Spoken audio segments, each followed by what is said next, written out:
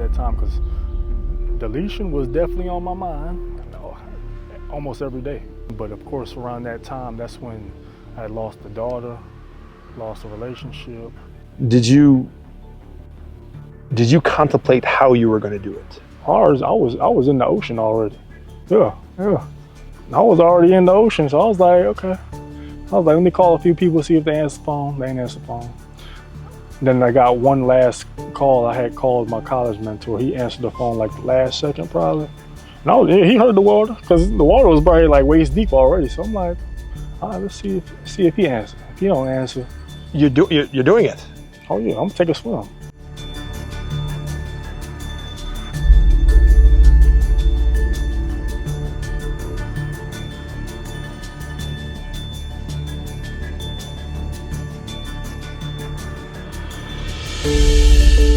All right, guys, Bishop here in the beautiful city of Houston, Texas.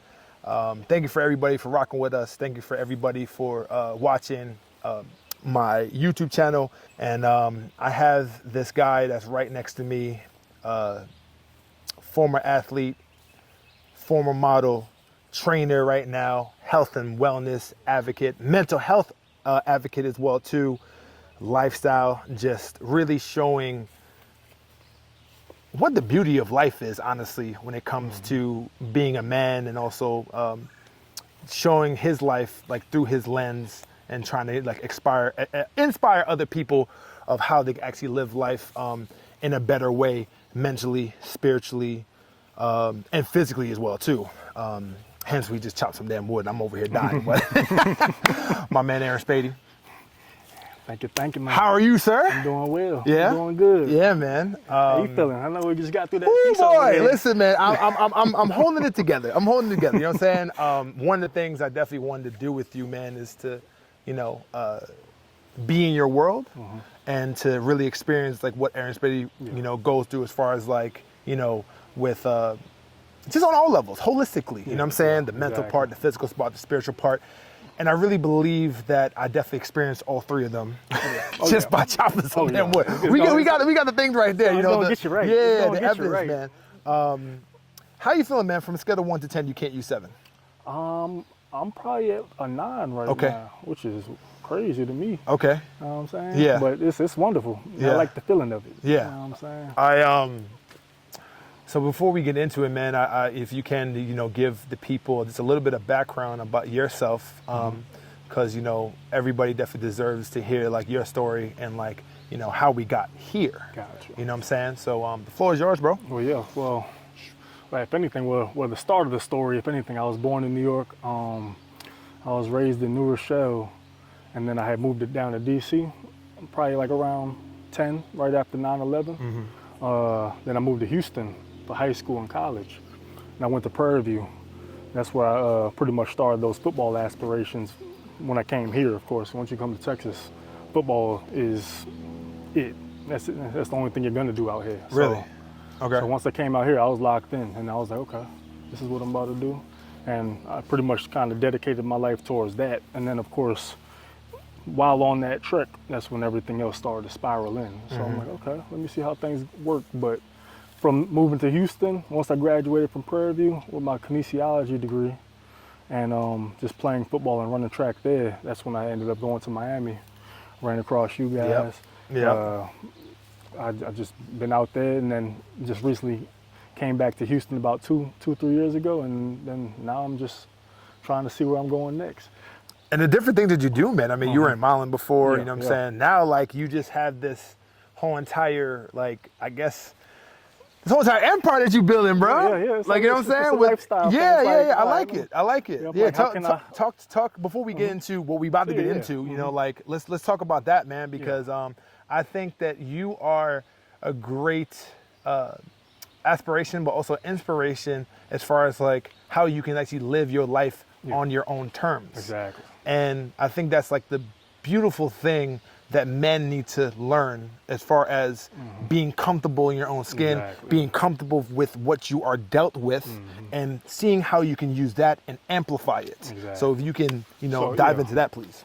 Yeah, of course, and especially with the space I'm in now. No, yeah, things are great. So it's like when it comes to making that lifestyle and kind of just creating like a short film about myself. I just try to do that in every little clip that I do, because everything I'm doing, I'm present in, and everything I'm doing, I'm trying to make sure I'm just capturing just the natural essence of what's going on. Yeah. And I try not to fake it. I really just shut up a camera and just let it do its thing. I'm always just like, all right, let me set the tripod up. I like this angle, and let it do its thing from there. And I just dive into whatever I'm doing and try to really just really just dive But in. what got you into that? So what got me into that was, of course, from just really, well, what got me into it mainly was just capturing it, but it was just from the modeling side of things. When I was doing the modeling, I was like, oh, this is cool. But with the modeling industry being so reckless in a way, because it's a wild industry. And To say the least. a lot To of say the stuff, a lot of stuff in that industry, I was just like, I wasn't with. So I was like, okay, there's a lot of people you'll find a lot of people moving a certain way just to kind of get you to do things you're not trying to do. So I was like, okay, I'm not for that.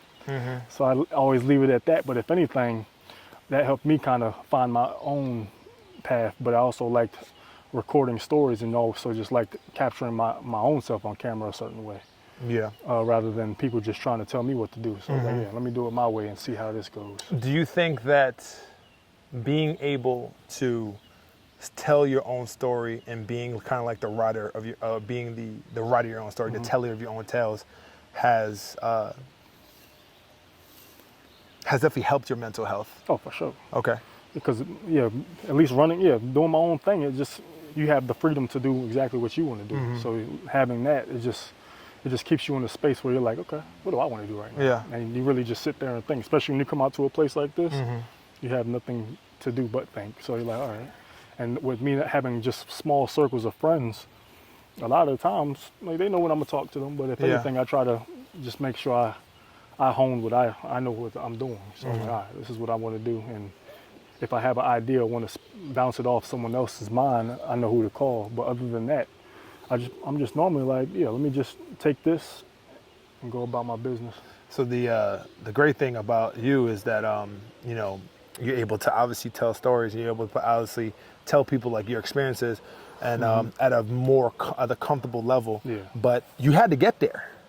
Oh yeah. You know what I'm saying? The conversations that we're having right now is not necessarily, I guess, the energy that we had when I first had the conversation with you in TAP 42. Exactly. You know, I just want to let you know that I'm proud of you. Oh yeah, appreciate it. Appreciate it. I'm proud of you because I definitely see the growth, and I definitely see the evolution on your mental from the first time we spoke till now. You know, Exactly.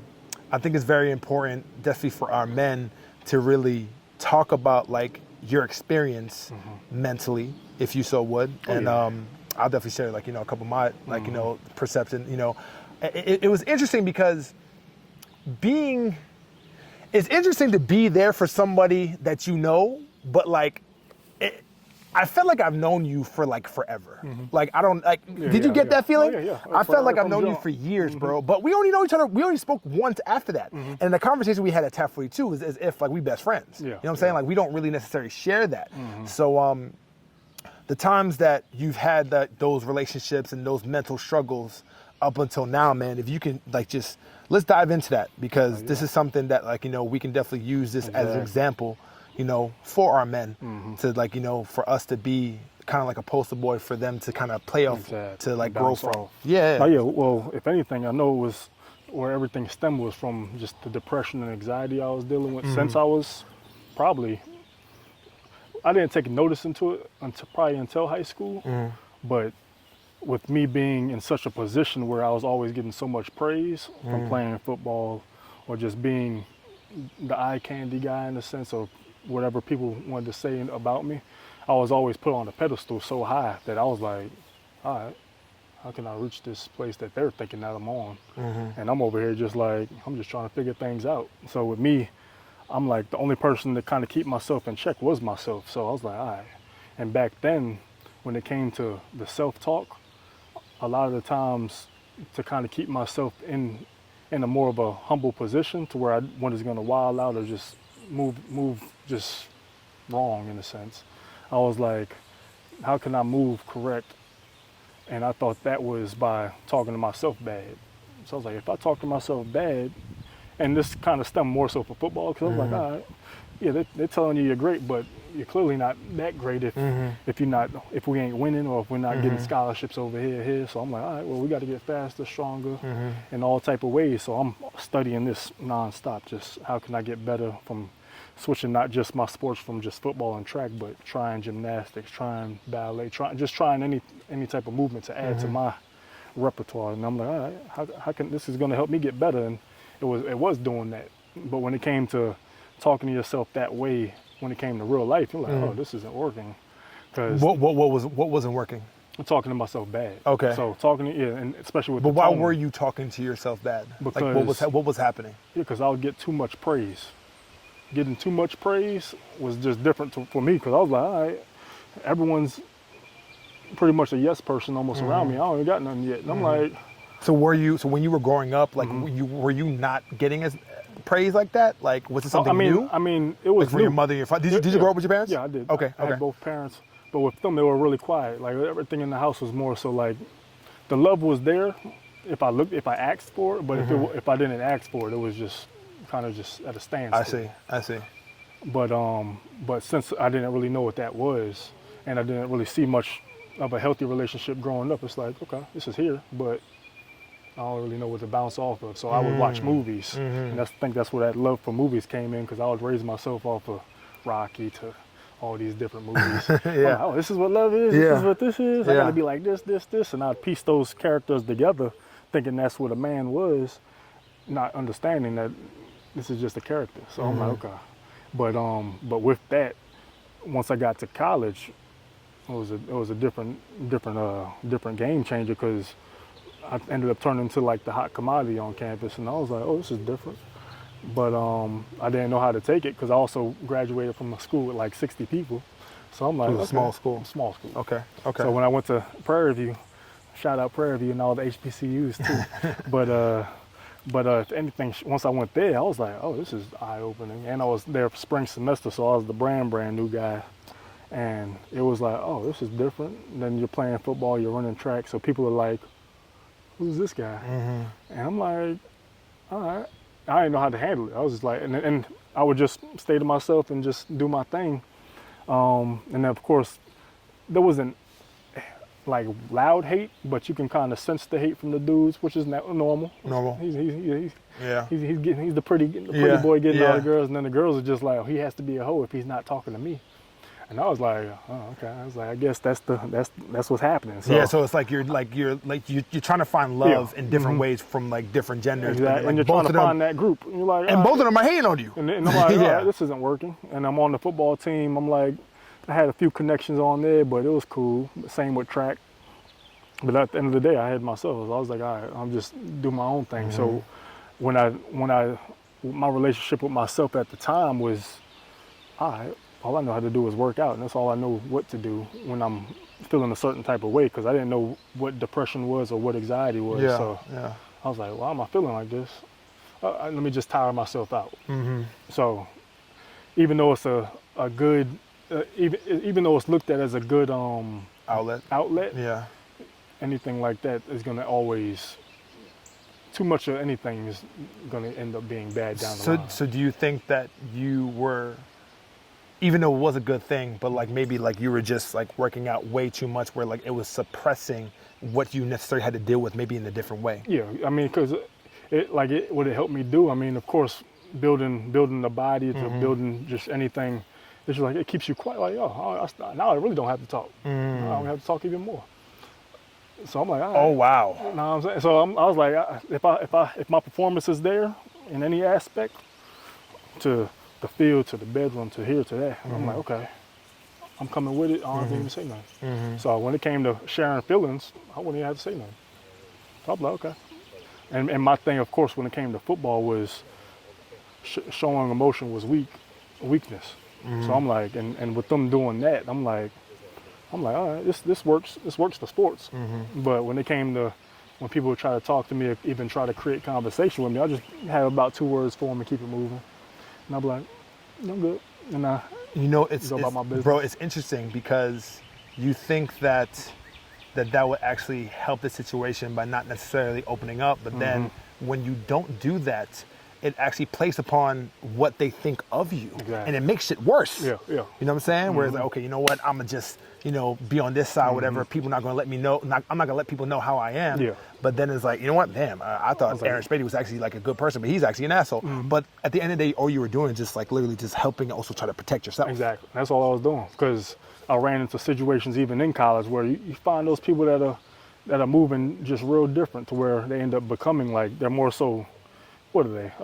Like little parasites that's just waiting for that mess up, or just trying to lead you on to something, to where they'll try to, like I had people in college where I was like, it was real eye opening, because you'll have people trying to touch me in my sleep, to where I had to damn. Wait, I was like, yeah. What? Oh yeah. I had a friend that I thought was cool at the time. That was one of my boys, and I was like, Trying to kill you, or on some sexual shit? No, on some sexual stuff.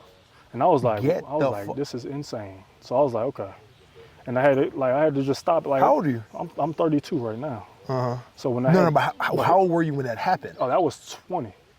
Yeah. Okay. So that was an eye opener right there, and I was like, damn, dog. I was like, what the fuck? I was like, so I'm confused, to where I'm like, I don't roll that way. I'm cool, man. I was like, you gotta chill with all that. So things of boundaries course, just completely just eradicated, and because it's like, I was like, okay, so I don't trust this person no more. Cool, cut that off. But just seeing that he kept moving the way he was moving afterwards, I was like, damn, it's fucked up. And I could have spoke up more about it, but at the same time, I was just quiet. I was like, damn, this is crazy. So holding on to things like that would just level up. You're like, damn. I'm like, what would make a person think to even do that? So I'm like, no, I was like, I don't roll that way. Yeah. But there was so many type of people like that, because of course going from even college even into the modeling industry, same thing. Oh yeah, it's best to just pose naked. Yeah, I'm and just let things happen. Yeah, I'm like, nah. I'm like, I ain't on Bro, it's that. a nasty feel, bro. It's a nasty ass feel. It's crazy, because you see who makes it in the industry, and then you see when you end up being in the same place where you're like, damn, why ain't I getting any type of commercials or any type of opportunities? Yeah. Because I'm not doing that bullshit. Yeah. So I was just standing on business for myself, and I was glad I always kept that control, and a lot of times, like my biggest regrets was not slapping enough people back in the day, which is cool. But for me, it was just I was just like, some people deserve that slap, but I was glad I also held it together, because I was like, because I did talk. I would talk to them. I was like, why are you even moving this way? Like, you good? I was like, I don't roll that way, dog. You gotta chill with all that. It's crazy. So having situations like that happen really made me really not even not trust men, but really just like, okay. A lot of my friends was just like, okay, let me just not trust people in general. Just not trust people in general. So okay. I'm like, all right, let me just move away from all this. So do you think that the situations that happen with men, do you think that, because obviously, like, you're heterosexual, there's no question about that, sure. But it's like, okay, you know what? I can't even trust men on a platonic level, or I can't even trust men, period, because of the situations I got in. Yeah. Let me lean towards more women on a more of a encompassing standpoint. Exactly. Like, did that happen? That's what was happening. Because I mean, for me, because I was like, because women they were always going to be around, but even for them, because even in college, like, I'll have women, I would just ask them to come sleep over. They think I'm ready to sleep with them. Yeah. I just want you to hear to sleep. I just want to go to sleep, and it would just help me relax. And I was like, okay, let's put. Yeah, you wasn't really trying to do nothing. You just wanted them to be there. And they'll be confused at times. They'll be like, what's going on? Yeah.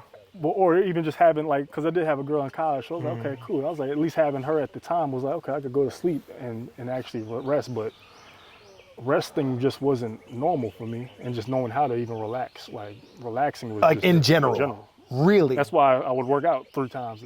I'm going to practice 5 in the morning. We got practice at 3.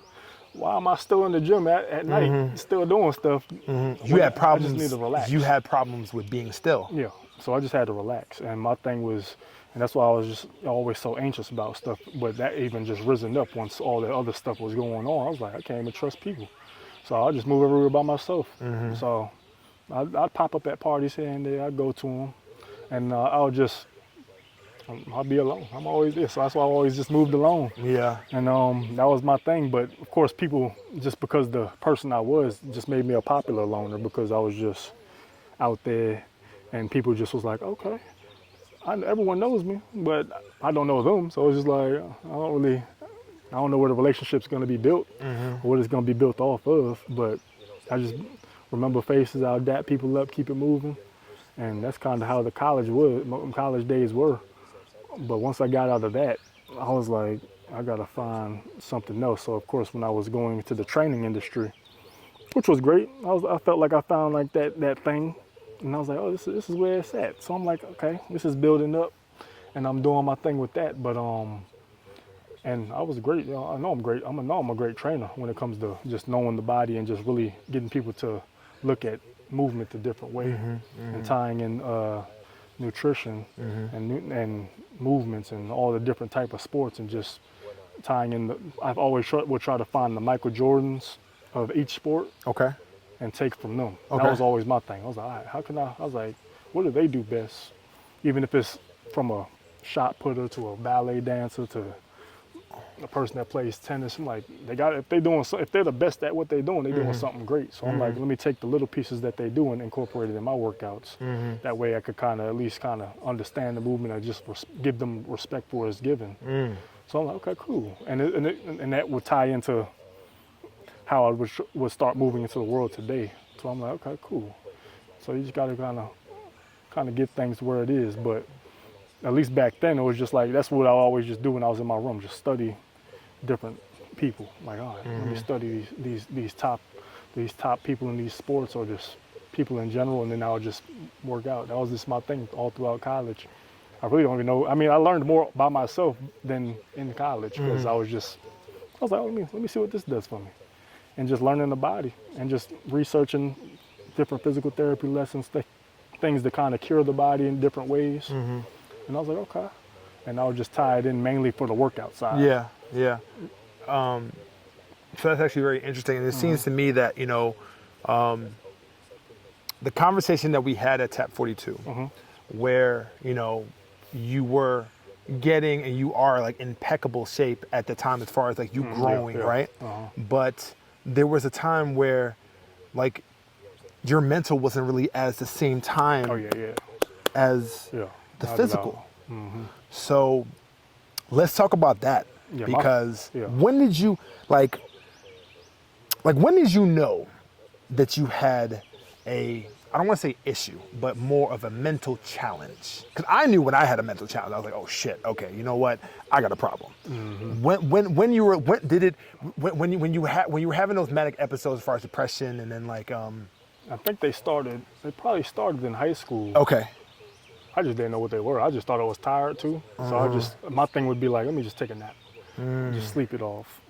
And then just to kind of recharge, in a sense, like, let me just take a nap and see what happens.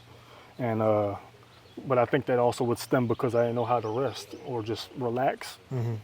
Me napping ended up becoming something like that actually helps me throughout the days now, but it was random. But just the difference in the physical and mental, it was, if I'm at like a 80% when it comes to body, I was probably at like 10% mentally. Shit. And it was so bad because like I had to give myself at least the 10% because it was still love at the end of the day. Because I was like, no one's gonna train like you. No one's this dedicated in working out or just putting this to you. But the way I was thinking about it I was like, this is just normal. I just thought this was a normal way of living for myself, at least. But it was very bad to where I was like, there was not a day I didn't miss. Like I would work out literally every day, if not 2 a days.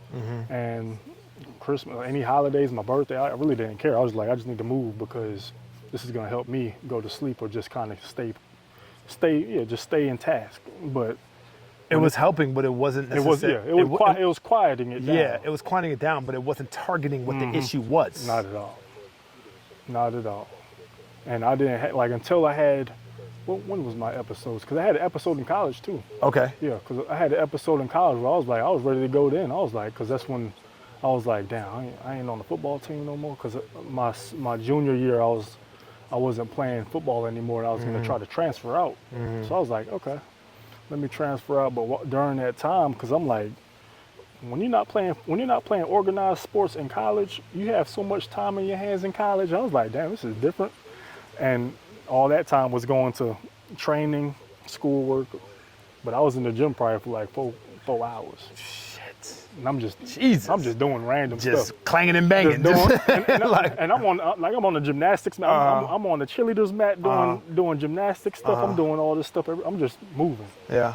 I'm like, all right, how can I tire myself out? Let me also run campus at night just to do this. And I'm like, okay. And just to kind of stay busy because I wasn't playing anymore, but that's when I ended up switching to track just to kind of, the coach was like, hey, you can still do something over here. So I'm like, okay. So I switched to track and started at least doing the decathlon, of course, which is 10 different events. Got it. So that kind of worked in my favor as far as knowing how to train so many different ways and just you're going to be practicing like 5 hours a day just because you have 10 events that you have to get ready for. But aside from that, it was more so, how can I, I just wanted to be the best at the end of the day when it came to any sport or anything that I was doing, but I didn't understand the mental side that came with it. And that's when I was like, oh, this is a different aspect that you have to dig into. And that's where a lot of depression would come in, because I'm like, I know once I step on the field, I could turn a switch on. Yeah. But you can't turn that switch on in life. At least when it came, like, oh, I'm about to be, let me turn my dog on real quick. And I was like, once you gotta sit with it. Yeah, you gotta sit with stuff. Yeah. I'm like, this is nice. Yeah. So I'm over here sitting with all this pain or things that would go on even in college where I'm like, and football was my life at that point. So I'm like, I ain't playing football? This is crazy. It's because that was your identity at the end of the day. And I carried that even to the later 20s too, but it was just like, I was like, this is what I'm supposed to do. There's nothing else I'm here to do. Yeah. And leaning on that, that's why I was like, I'm ready to go. So I was either gonna try a transfer or I was like, it's time to go. But luckily, I had a college mentor at the time that helped me out through that too. So luckily I did have one person to talk to in college. Good. So that saved me throughout that spot. But when it came to hitting like the real life stuff, and when I moved to Miami, because that's what we talked about. Yeah, that's when. Let's get into that. So once I moving to Miami is when it started hitting. But when it hit Miami, Miami was different because I was so excited to be like, okay, I'm moving somewhere fresh. This is about to be just new territory. New territory. You know this is Miami. This is the beaches. I'm like, okay, cool. We about to hit the ground running. So I move out there on a nice opportunity. And I'm like, okay, cool. So I jump out there, and then from there, I was like, okay, let's see what's gonna happen. So from there, I already start getting clients my first month in. Meet a girl already like a month in, 2 months in. I'm like, okay. You was rocking with her. I'm rocking with her. Okay. I'm like, oh, I'm finding everything early. I'm like, this is the place to be. Yes, sir. I get on Essence magazine at the time. I'm like, all right, things are just flowing. And I'm like, okay.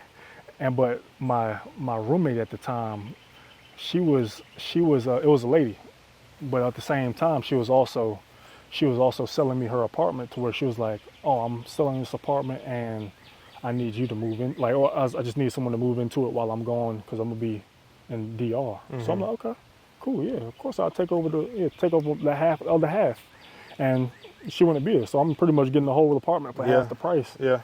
And I moved there, and she never leaves. I'm like, okay.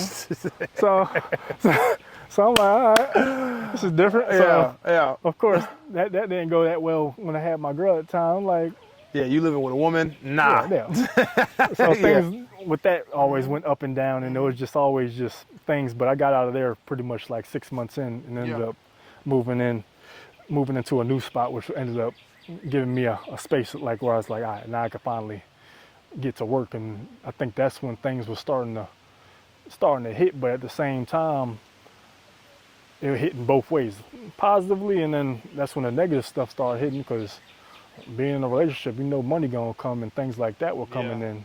Yeah. So you're like, all right. And Miami's a different type of lifestyle. So Oh you're no, like, compared to where you, oh, especially you know in what I'm saying? Houston, because Houston, I ain't facts. doing nothing but saving money out here because I wasn't facts. doing anything out Miami, here either. And what year was this? This was 2006 and 17. Yeah, I mean, It was, You know. and Miami was popping at the time. That's when it was getting crazy. yes, sir. So I'm out there. I get my clients there. I'm on yachts. I'm on a yacht almost every other day because my boy Dave and them and Eric and them, Yaniv, all my guys, my Jewish crew out there, they had set me right. And I'm like, oh, they showing me new stuff. And then, of course, my girl at the time, we over here like, oh, all right, I'm just learning. I'm just sitting back, just learning. I'm like, all Letting right. shit just, Just come to marinate. you. Yeah, I'm like, all right, this is wonderful. Yeah. But of course, once life started hitting, you're like, okay, now things are hitting. And How did life hit for you? so What was happening?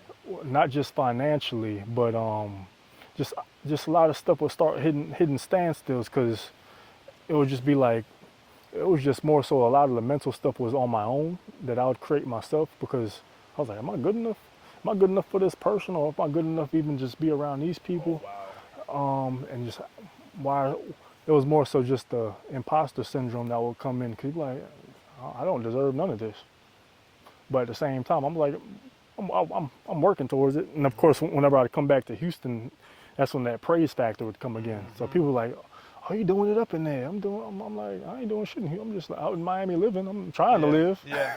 trying to make rent and do all this other stuff. But people gonna just look at pictures and put their own thing on it. Yeah, They ain't did gonna you- understand either. Did you feel like you were getting pulled from both different ways? I was, In every single in direction. 'Cause every Miami direction. is like, Yeah. oh shit, like I gotta like keep up this lifestyle because it's like, I gotta have these finances, and then like I'm really not doing as best as I should. But then when you Exactly. come back to Houston, yo, my nigga, like, Yeah. like, Uh-huh. oh, yo, you killing it. Oh, you killing it out there. And I'm just you yeah. have no idea. I'm like, yeah, no, like, I'm come visit. I'm like, no, I don't think so. Yeah, nah. You Not should yet. stay over here. Like, Not let me yet. handle So- my stuff first. And, listen, there's a lot of things that men go through when it Yeah, comes to burning a performance. Because Exactly. not only that you had to deal with yourself, you also had a girl too. Yeah. So like you have to basically be able to upkeep both Everything. people All right, at the all same that, time. All that. And especially when it comes into Miami, which is like Miami's a different, but it wasn't it's not expensive as it is now. Yeah. But it's still It was still expensive, up there. more expensive than Houston, for sure, especially at the time, especially at the time.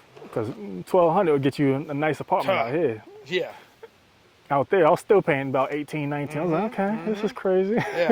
but Yeah. but yeah, with that going on, so I was like, okay. And then what was happening around the time? Because 20s, things would just happen. Like literally every year, I would over here just trying to I would try to figure things out, and something would end up going on. So of course, that first year, moving in with the lady that never left, I was just like, all right, but that ended up being like a train wreck, at least leaving that situation, because I'm like, she was trying to keep my stuff, and I'm like, dog, just give me my shit. Like, So she's trying to keep you hostage a little bit. in a sense, because she knew I had a girl, and she was low key trying to set herself up down the she line. probably liked you. Yeah. Yeah. Which was like, okay, mercy. there goes the intentions right there. I'm like, okay. Yeah. So, and she had a whole daughter, so I was like, y'all got your own thing going over there. I was like, do your thing over there. I don't want you. Yeah. But leaving that took a toll because there was just a lot going on, and then And it put a strain on put it on the relationship your slightly, relationship a little slightly bit for sure. Because it's like, hey, listen, like you can't be living with this woman because number one, Exactly, she got a daughter. yeah. Number two, she And kind of low key likes you as yeah, well too. This is toxic exactly. as hell. It's just a lot but then going also too, on. you're trying to balance, different situations because you still need a place to stay. For sure. And you're probably like to your girl, like, hey, listen, I feel what you're saying, but I still need to kind of be cordial a little bit because I'm not trying to be Exactly. homeless, and like I can't really be Yeah. together with somebody just now. So it's yeah. like it's just the balance of everything. And, can and, get our, and our too relationship was so fresh that it was like, I can't do nothing. I can't just stay with you. And then I was Yeah, like, facts. I was like, Facts. that ain't gonna happen. So I was like, let me figure out this. I got up out of there. And then of course going into that following year, I'm trying to find, like, you in Miami, so you trying to just see where the money gonna come in. Of course I'm getting music videos here and there, which is cool. And that's where a lot of the hype would come in too, because people were like, oh, you're in a music video? I'm like, music videos ain't doing nothing. Yeah, a couple $100, $100, some $800, $1,200 here and there. I'm like, this is cool, but it ain't gonna do nothing. But especially once you really understand even the celebrity lifestyle, I'm like, that's nothing. But people are gonna boost it that aren't used to it, and that's why I'm like, that was nothing to even brag about. So the thing, did you, I'm trying to make a parallel right here. Do you feel like the things that you were going through like in high school and also peer review, you were also going through the same thing in Miami? Same thing in Miami, Same shit. yeah, same stuff. And it was being pulled in so many directions because I was either popular or just people wanted to know me because it was like, oh, he looks like someone we should know, so we're gonna pull him in this direction. I'm not a nightlife person, so people would try to pull me into that. And I was like, I ain't built for this. But at the same time, I didn't know how to tell myself no. So I was like, okay, let me try it. Why do you think that was such an issue for you not be able to tell yourself no? Because I was like, because I was hesitant on the calling of health and wellness because I was like, I found it so early. So I'm like, is this the right thing for me, or is there something else out there? And during this whole time, I'm still training to try to get to the league and hopefully try to get a tryout. So I'm like, all right, there's a chance I might still get a call or get a tryout somewhere. I'm in Miami now, so there's more people that go out and reach out to. So I'll have that dream. I got people over here trying to pull me left and right. My relationship. I'm over here training all my clients. I'm like, all right, let's see where else am I gonna go. So I'm gonna be a trainer. I'm just trying to figure out what I'm doing, and everything was just everywhere. So I was like, okay, and just taking a toll just naturally. I'm like, okay, what's going on? What's happening? So, and me, I was so dove into my relationship to where I was like, oh, this is it.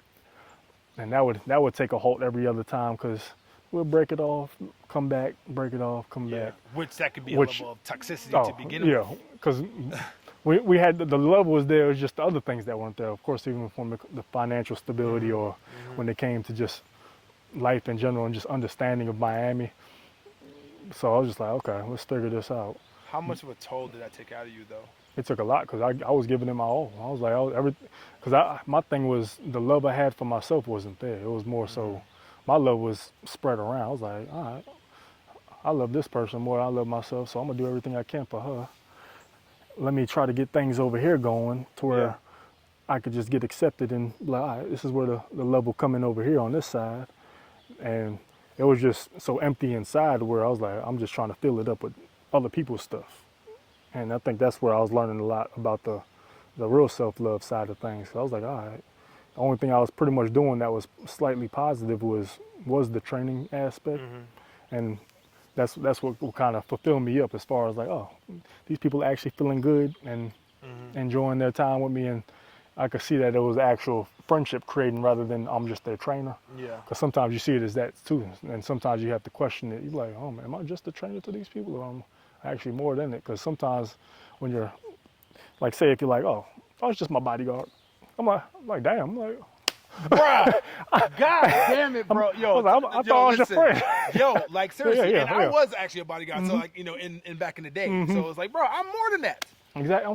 I've been around you for a long time. Yeah. Like, so just balancing that within yourself and not really ever asking the question. So not knowing how to ask. It's just like not really asking the questions to people and just being quiet would make me think even more to where I was like, oh my damn, I was like, what these people actually think about me? Yeah. And even though it's not really a worry to have, everyone wants to know how they're looked at and how they're perceived. Yeah, we as men, especially so we as men, I've always said this, that like we're not like we're never born with value. We have to like earn it. Yeah, we got to earn it. Yeah. You know what I'm saying? Like we have to be able to like be a resource to the world, but having that type of mentality, and it is what it is, can also have some adverse effects as well too, because it's like, okay, like the only reason why you may necessarily like me is because what I'm able to provide as a resource, The only reason why you like me is because of who I am or how tall I am, like that's something that like to this day I still kind of go through. You know what I'm saying? Being 6'11", people are like, oh man, like they just want to just talk to me or be around me because of my presence, but then also me being in nightlife, being in concierge, it's like I have so much access to the city in Miami. Like, oh, he got to know something. Do you truly like me for who I am? But then at the same time too, it's like you don't. Oh my God, this is so tough. No, yeah, I understand. This is tough. No, this is such a tough topic because it's like, especially when it comes to relationships, because it's like, yes, like for a woman to really like you, or at least to initially like you, you got to bring something to the table. Yeah, for sure. You know what I'm saying? But like, no, like I'm not just 6'11". No, like I'm not just a person who can make a lot of money. Exactly. Like I'm a Yeah. good-hearted person. Exactly. You know what I'm saying? So Mhm. it's like it's hard to balance that at times, honestly. No, You know? it is. It's rough because you be like, damn. I'm like, all right. Am I? I'm like, because even in the relationships, it would get it would get a little iffy too because you be like, all right, oh, you're just the trainer. I want my man to be this. I'm like, oh, damn. All right. Am I doing enough? So I'm Yeah. like, I'm not doing enough on this side, but on this side I'm doing well. And then it's just a bunch of it, things just going all over the place. And it's like, Yeah. okay, where's my where's my value at? Like, am I gonna find it over here, over here? Training, I know I'm great at it, but at the same time, I want to really have that just have that different type of pull. Yeah. So when dealing with certain trials and tribulations that you were going through, right? Mhm. Have you ever got to a point where it was like, you know what? I'm really not feeling as a man really loved right now and Mhm. like really like appreciated. Like, I wonder if I just delete myself, would people actually give a fuck about me? Yeah. Like you know what I'm saying? Yeah, Like, because exactly. I've, to be very honest, like I've thought about deletion about Mhm. 2 times in my life. Yeah. The first time was during my my ex, almost ex fiance. I actually found her cheating on me with her ex fiance in the act. The day that I bought the ring Yeah, yeah. was the day I found her cheating. 2009 in summer. Crazy. This was like probably Yeah. like a few months before I left to go to Miami. Mm-hmm. And yeah, I mean that right there That's a heartbreaker. was crazy. But I've definitely used my momentum as far as like working out as well too. You know what I'm saying, bruh? That year, well, I'm sorry, it happened 2008. 2009 is when I left, when I went to Miami. Bruh, I was working out literally 3 times a day, 2 hours. Just, bro, I lost Just 100. getting- yeah. I lost 120 pounds. That's crazy. Within a year. That's insane. I gained On your own. On your own. Yeah, no facts. Yeah. I was 450 pounds. That happened, and then the second time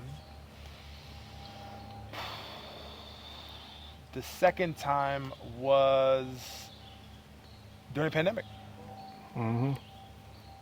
That was a lot more serious but it was a lot more serious, but I was able to deal with it a lot better because I went through those manic depression episodes Exactly, already. yeah. So I'm like, okay, I know where this is coming from. I know how to deal with this. Okay, if I do this, I know for sure that this will have ramifications, not just only just me being dead, but Yeah. also like me like leaving behind so many people. So like what was your thought process, bro? Like, you know, when we had that conversation at Tap 42, you know, like with that experience, Yeah. you know, like if you can like, you know, dive into that. Oh yeah. Oh yeah. I was down bad.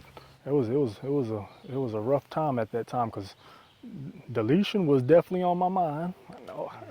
Almost every day. Almost every day.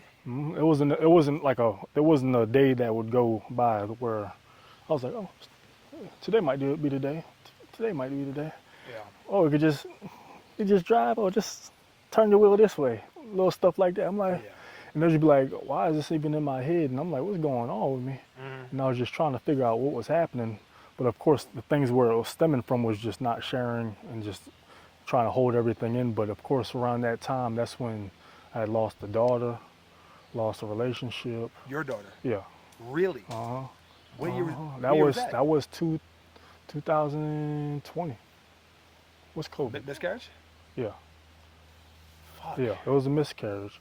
But Okay. yeah, we was deep in there. With and the then- same girl that you were with? Same one. So I was like, damn. I was like, man. I was like, okay. And then she got sick after us to where she almost lost her life, and I was over there like, this can't happen. So I'm over here just down bad, and I'm like, while all this is going on, I'm over here still trying to make bread because every 2 minutes I'm over here like, I'm at the hospital trying to make sure she's good. So when it comes to training, I'm canceling sessions left and right. Just trying to make sure she's good and just be there by her side because we was locked in. We in there. So I was like, okay, this isn't this isn't going well. So I'm like, okay, let me just try to get some fast money. End up doing something with some guys, 20,000 in the hole. I'm like, oh shit. I'm like, oh no. I'm like, 20,000. so I was like, oh, in the hole. I'm like, yeah, damn. So I'm like, okay, this isn't working either. So after everything started like coming back, and this was all, yeah, this was right before COVID, because Kobe, this was right, yeah, this was when Kobe passed too. So this was going into that new year of 2021. Yeah. And then our relationship ended because she just had a lot going on her mind, and then I just wasn't even a positive person to be around at the time, because I didn't even know how to even get up around the time. I was just like just numb. So I was like, okay. And on top of that, even then, I still didn't know how to share feelings. So I was like, okay, I'm just quiet, and I'm just trying to process everything that's going on, and I didn't know what was going on. So around that time was the first time I searched for help, and then that's when I had started doing the therapy. Probably around that, like the beginning of COVID, like I think it was right around that May. And I was like, okay, this is kind of getting me back in the route of just trying to learn what's going on and at least put a name on something. So that's when I figured out, oh, this is the depression that's speaking. And I'm like, this is cool, but to put a name on it. But now that I know what it is, it seems to trigger it even more now that I have something to lean on and call it. Because like we were talking about earlier, it was like, oh, now I could just blame something on something. And I'm just blaming it on a depression because I was like, oh, it's just because my mind ain't right. So I just gotta do what I'm doing. And as I'm going along, just trying to get things back in order, and really just trying to get myself right, just to get my girl back at the time. I'm not doing the self-work for myself still. I'm just, oh, let me get right so I get back with her. Yeah. And I'm like, okay, this isn't working. And of course, I'm doing it for the wrong purpose. I'm like, so I end up trying to talk back with her just to at least share, because just to even share my ideas of what happened, because of what happened with the loss of the child. I was like, this is what I was going through and this is what I was feeling. So I was at least happy to be able to explain that before everything was, before the end of the year, that of the following year. So I'm like, okay, so we started talking back again and things started getting back smooth. And I get back to Miami and I'm like, all right, let's see how this goes. But was it during that time? No, but also, so let me go back because, because when I started doing the therapy, I was really just trying to find something to kind of grasp onto, because during that time, I'm like, my faith wasn't much. That was down low. Of course, my mental was low. I was trying to find help through therapy. Therapy was cool, but it wasn't doing the full trick. So that's when I was like, what else is out there? And that's when I was like, I heard about ayahuasca and those type of things. So I was like, okay, let me try ayahuasca and see if this is going to actually help me, which ended up falling into my lap because of a client. And this is a client I had for like a week, and she was like, oh, I think I know what you need. And she was like, oh yeah, try this. So I said, okay. So I tried it, did that, and I felt like it worked, because I was like, okay, this is doing great. It's going to keep me on the move and pretty much kind of help me do my thing as far as like, all right, keep me on that nice little run. Am I doing my story right? No, that actually happened the fall. That was the after year. So yeah, that's the after year. So I did ayahuasca the following year, but so after we lost the daughter, she left, and then so once I started to seek therapy after the loss of our child, and then the loss of the relationship, I was like, damn, I was like, let me at least see what's going on. So I'm over here just trying to kind of get right. My mind wasn't even there to get right. It was more so like, let me get right so I could get back to her. Like, so my intentions weren't too clear. Right for yourself. Yeah. So I'm over here just like, all right, I'm gonna do a bunch of therapy and try to get right and do all this other stuff. At the time, and at the time, I'm still in Miami, because this is around like COVID now. So this is like, you ain't got nothing but time to think, and I'm just over here like stressing every other day. But on top of that, I was just like, oh, I'll just work out when I can. I'm just trying to keep my mind right. But nothing was right about it. So I was like, all the gyms are closed, everything's closed down. So I'm over here like, Didn't help the situation. how can I keep my, I got nothing to think about but that. So I'm over here just like, everything's down bad. And I was like, I got to go home. I was like, so I went back to Houston for a little bit just to kind of reset. And then I came back the following year. And that's when I was like, okay, let me get back right. And that's when I reached out to my ex after that. And it was just like, I just at least felt like I had the words to say for her to where I could get those up off me. That way it could help me feel a little better about the situation. And she felt good about it. And then we kind of started talking again, and things was like, okay, we're kind of getting back on track again. Mm-hmm. And then this following year, I'm back in Miami, so I'm like, I got my own place again, so I'm feeling fresh. Mm-hmm. And then my boy passes, and that hit me so hard. And this was my boy Dave that I've been training from the last 5 years. Mm-hmm. And I'm hanging with him every day. This is my guy. He's the first guy that got me on the yacht and all type of things like that. So History. yeah, the history Yeah, I the was history there. And I was of like, it, damn. I was like, so when I got that call, I was like, what? And I was just confused because I didn't know how to take it in. And I was like, nah, this is crazy. So I'm driving up to his place and I see the ambulance and everything, and I see his family crying. And I was like, damn. And I just broke down. What happened to him? He ended up, I think he had a heart attack. So it was a heart What age? attack. 30. What? 30 years? Yeah, so it was rough. It was rough. So when that happened, me, his family, like everything was just at a standstill. I was like, damn, this is crazy. And I was so down, but like, of course, after that, I'm just like, I was like, this is crazy. I was like, this guy had the world already, so I'm just kind of living through him in a sense. And I'm just like, after seeing him pass, I'm like, this can't be real. And of course, I'm training him and all his friends, like his family and the whole crew that we all train together. So we're just like, it's about five of us that all train together total. And once that all came to a standstill, not only that did everyone have to go into their grieving stage. I never knew how to grieve in general, but on top of that, I still got to make money. So I'm like, So question. Uh-huh. So you said that you didn't necessarily know how to grieve, Yeah. but like this is after the fact that you lost your daughter. Exactly. So like you did not know how to grieve. Then and then also too, it's like it was compound interest because like it's like, all right, well, shit, I'm still trying to deal with my daughter, but now I got to deal with my really good friend. So it's like, where do I go? I'm like, You know I'm over here like, nah, this is crazy. So they're very wealthy. So a lot of the people that were connected to him or just family with him, they were able to just leave and just let me depress and get this up off me and grieve for a couple months.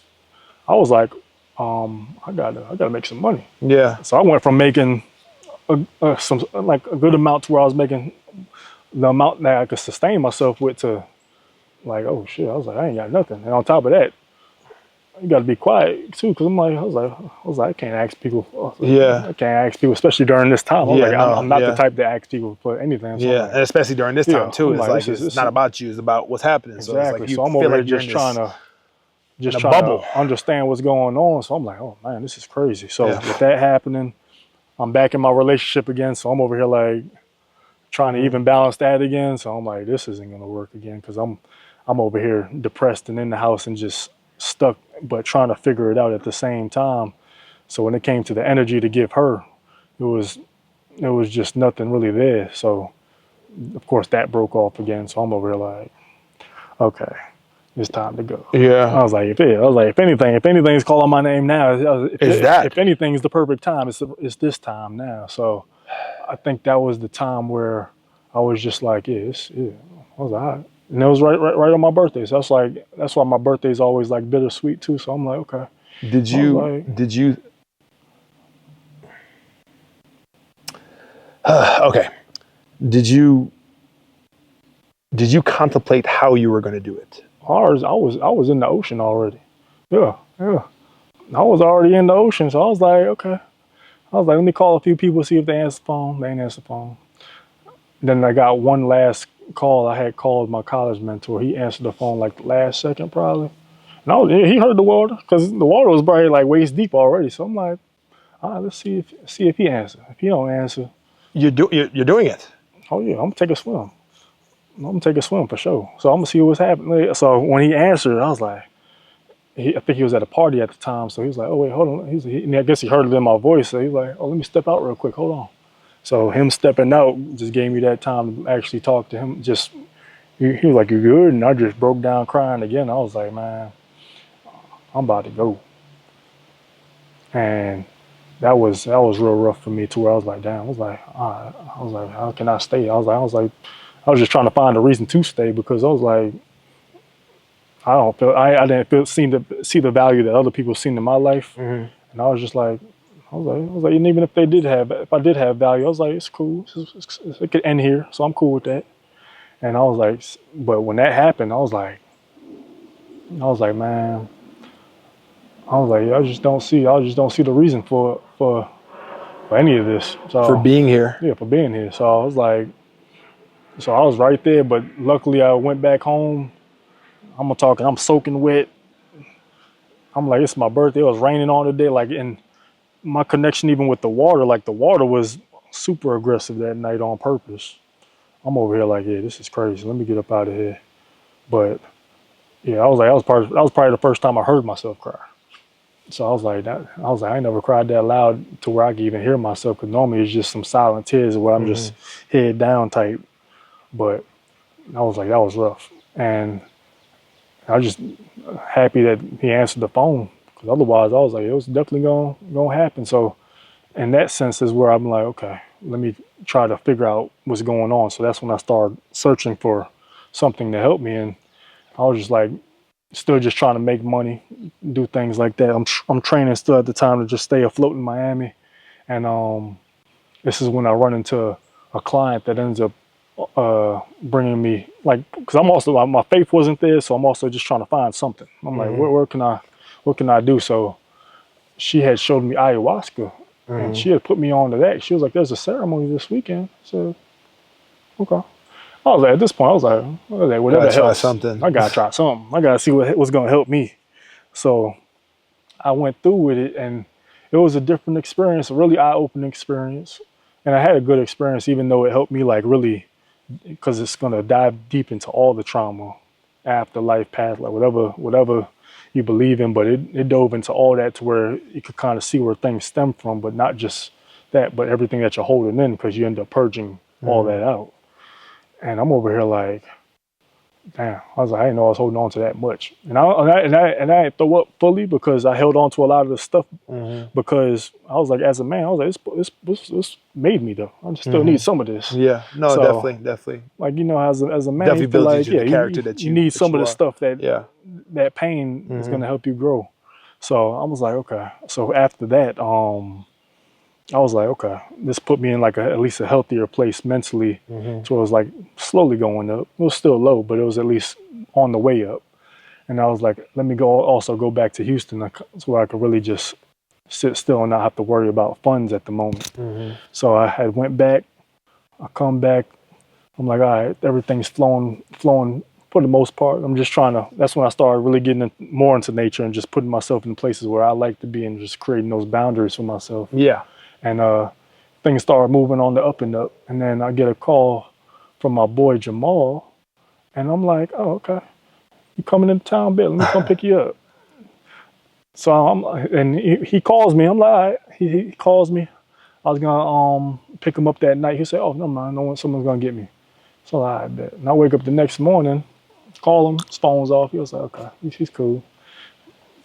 His phone always changes, so a couple of days go by. And then I get another call now. I'm like, and he deletes himself. I was like, nah, this is crazy. And I'm kind of like just getting fresh, like with my little, you're ascending. Yeah, I'm slowly getting right and then mentally. It's like, bam, again. I'm like, oh, another hit. So I'm like, and I was like, I know what he needed too. I was like, and I was just talking to him. Yeah. And I could hear it in his voice too. I was like, no, you was gonna be good. I was like. So I just felt like he quit the team. And I was like, and I was one of my close friends at the time too. And I was like, so that kind of just set me on another down slope. And I was just trying to make my way back up again. But it was just rough trying to find anything, find people to talk to, but it was just like it's not even working like that. So Yeah. I think the good thing is that the time that you were contemplating, deleting yourself, you called you called you called the right like you called the right people, I guess, you know what I'm to saying? Because answer, like the first or second person didn't really answer. But like the last person that was supposed to answer, he did. So there is I could kind of relate to you, bro, because there was a guy that he used to work for me, and he is a really good person, honestly. And we actually had like a really like bad fallout. yeah, He was used to like being in the army and all that. But then like he actually, the reason why I'm kind of like getting like lives right now is because he was in the army, but like he actually did delete himself. And unfortunately, we kind of left on, I guess, bad terms before he did that. And that happened a long time ago, but that it just kind of brings me back to you, honestly, because I'm happy you're here. Yeah, appreciate you, man. Appreciate it. Because with that situation, I can't bring it back. Yeah. You know what I'm saying? No, for sure. I'm not trying to make this shit about me. I'm Oh sorry. yeah, no, you good. You good. You good. So yeah. I'm just happy you're here. I'm happy that you didn't necessarily do it and you actually found someone that was able to really pull you up out of there. Yeah. You know what I'm saying? Because not a lot of people are able to Find that help. you know what I'm saying? Yeah. So are we good? All right, cool. Oh boy, okay. Fuck. I was not expecting that shit at all, man. But yeah, man, glad you're here.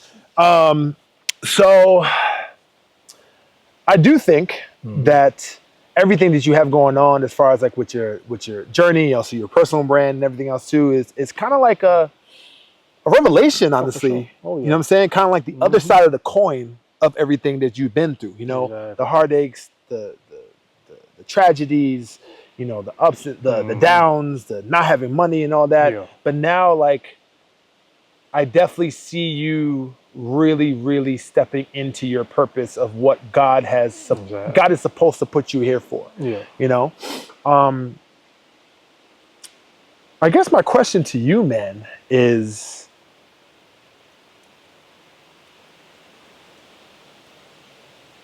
how are you able to show up as a person, as this brand, while still trying to keep an image, but so what I'm trying to say is that people think because of, I guess, like your aesthetic and how you look, that everything is still perfect. And it's not. It's never ever going to be perfect, Yeah.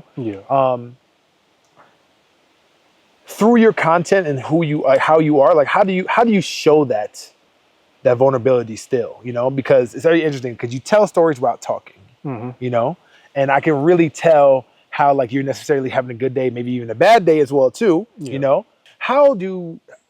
what do you want your audience to perceive you know what I'm saying?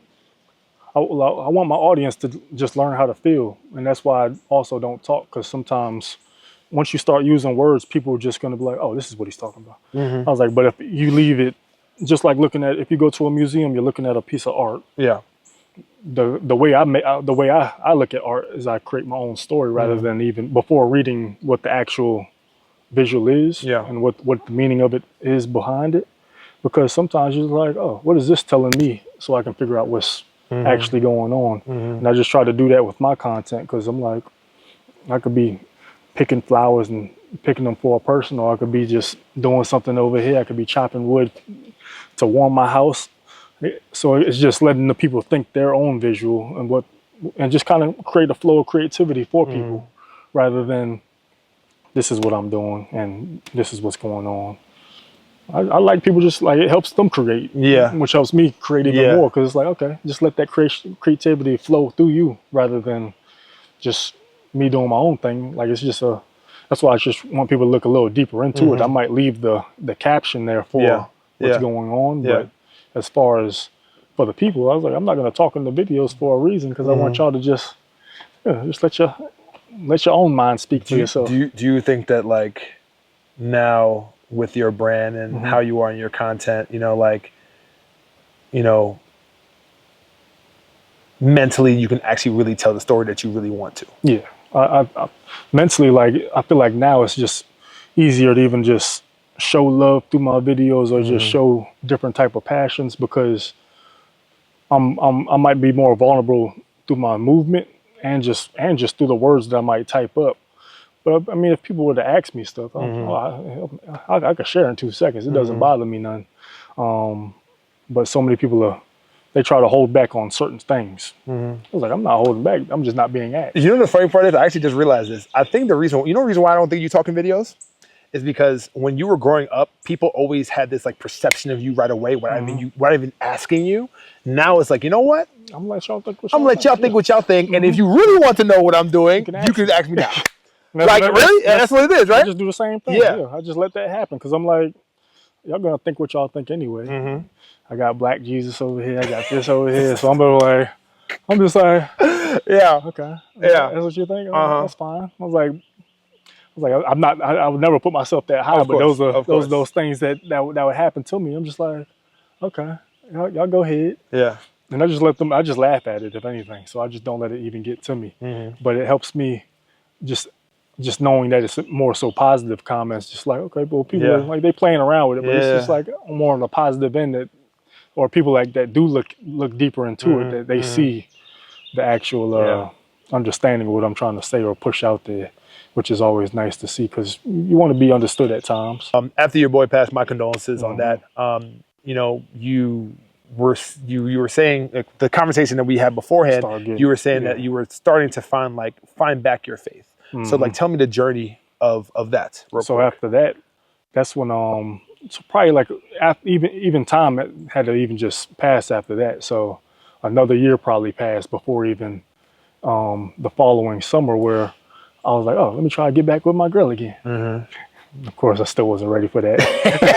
So, that ends up are we ever? Are we ever? I don't think it's ever ready. But one thing she had said before talking, she was like, you just get right with God. And I was like, man, at this point, I need to find something. So I was like, how can I build my relationship? And she had sent me a video and the guy ended up being in Houston.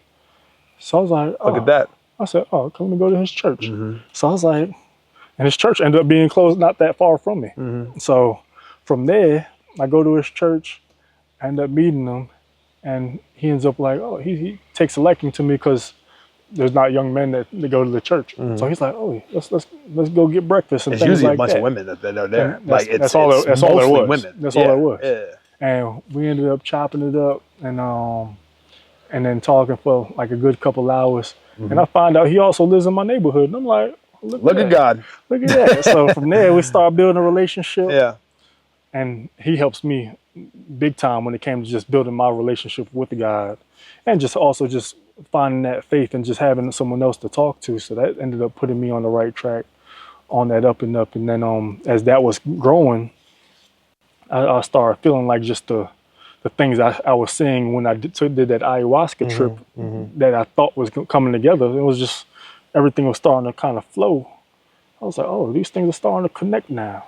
And things are finally starting to come together. So I started getting into traveling and me trying all these different career choices outside of just health and wellness and things like that, where I was aimed to be. I was like, let me go back to what I'm supposed to be doing. And that's what helped me get back to the health and wellness brim, but just attacking it in a different space because it's not about just the physical side of it. It was more so how do you take care of your mental? How do you rest? How do your stress levels look? How you're sleeping? And really diving into everything from the wood chopping to what are you putting in your mind? What are you watching? Little things like that. So I was like, let me start breaking things down that way. That way I can just be more valuable for people and get them to show them that, because that's where I started really part of myself away from just the fitness community because I'm like, I see what y'all on. I've been on that already. I was like, there ain't nothing I can't do that y'all doing. But what's the next step then? Like, which is So, the health and wellness? The health and Yeah, wellness the sides holistic of it, standpoint. the holistic standpoint. So doing all this traveling that I've been doing and really keeping that same open mind I had when I was younger when it came to studying the Michael Jordans of these sports. I was like, who are the Michael Jordans of veganism or this or that, this? And I'm searching those aspects. I'm like, now I'm just learning from everybody where I can just add to myself and just being able to jump onto those, create master classes with some of the top people in the world, having a relationship with my pastor now to where I'm like, damn, this is crazy. This is wonderful. Yeah. And it's just really just him helping me build and learning that God has that faith and just putting that relationship and pretty much just connecting me with God. So to and then so that really helped out a lot. Yeah, so, man. Okay. Yeah, man. This was. I don't even have words. I really don't, man. But to wrap up, with everything that you have been through, the journey and everything, you know, what type of input and what type of advice would you give a younger version of Spady? Like you're looking at back at your age, 32 versus the 20-year-old. And you know what he is going to go through. What exactly would you actually give him? What encouragement would you give him? Well, the main thing would just be to stay in there, but don't be afraid to be yourself. Because I was so scared to just be like, just be accepted. Like I was like, you're gonna be accepted regardless, just because the way you look.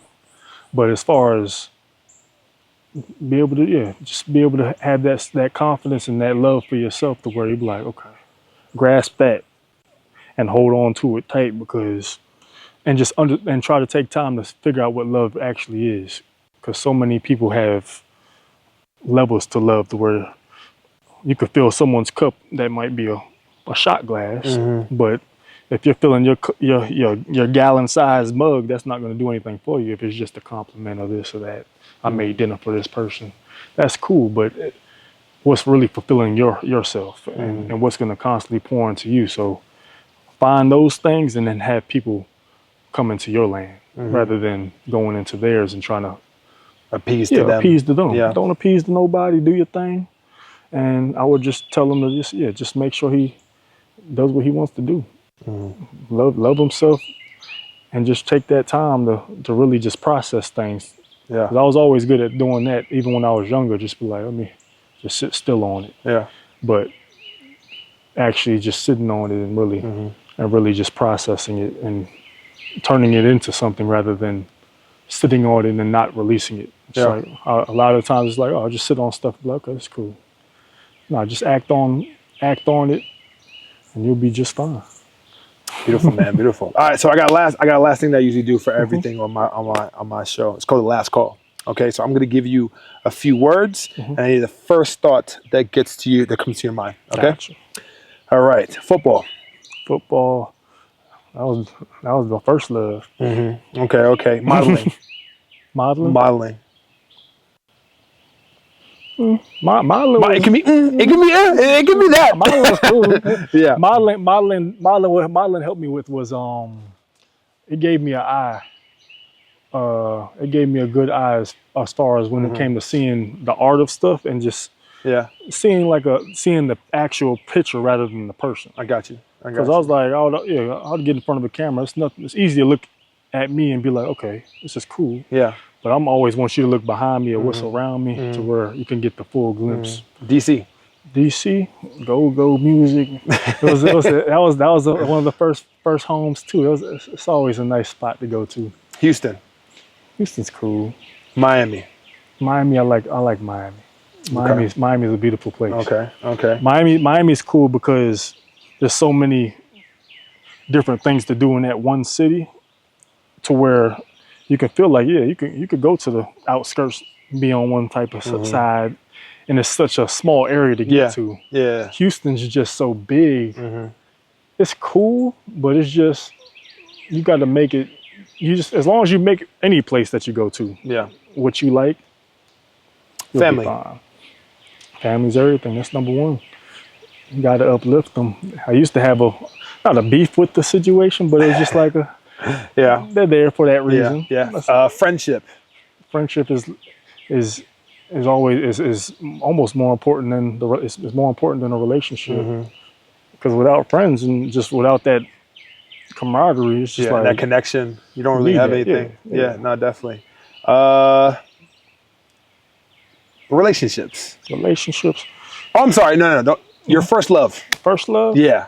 What's the first love. word that comes into mind? First love. Peace. Peace is always gonna come in. Mental health. Mental health. Mental health is just I would say mental health would be,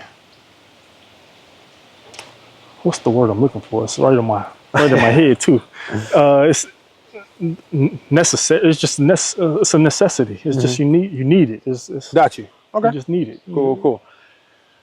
And the last one, Aaron Spady. Aaron Spady. Aaron Spady is just a cool guy. I'm just a cool person. You know what I'm saying?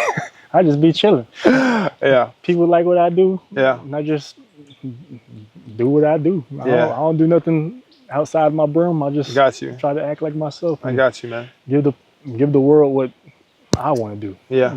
Give the world what I want to give it. And that's just, as men, man, that's what we need to do. You know, definitely build the fortress and build the empire that we want to build, and be able to build that authority and then become an offering to other people. Exactly. Bro, this was incredible, man. Hey, I appreciate you, brother. I got you, big dog. And definitely got to come to Miami for that. Oh yeah. For that men's mental health thing, man. Appreciate you. That ain't gonna be nothing. Yeah. I got that. Thanks, bro. Got you, big dog.